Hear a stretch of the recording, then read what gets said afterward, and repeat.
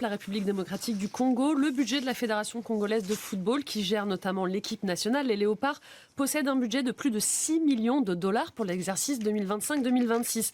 Le budget de la Fédération de basket ne dépasse même pas les 350 000 dollars. L'an passé, Paulin Kabongo, le président de la Fédération de basket, avait tiré la sonnette d'alarme en expliquant à nos confrères de Radio Okapi qu'il prenait régulièrement les billets d'avion pour les déplacements de ses sélections avec sa propre carte de crédit.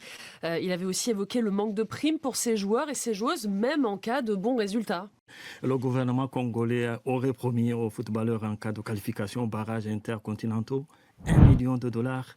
La différence la différence de traitement est franchement frappante. Et évidemment, ce n'est pas seulement le cas en RDC. La majorité des pays africains financent le football et pas vraiment les autres sports.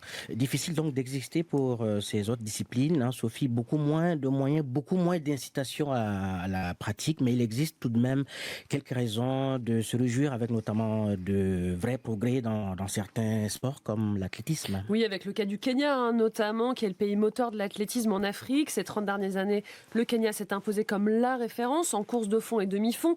Des personnalités comme Eliud Kipchoge ou encore Faith Kipyegon sont de véritables stars dans leur pays et sont même plus connus que les footballeurs. Des pays comme l'Éthiopie ou l'Ouganda sont aussi très forts dans ces disciplines.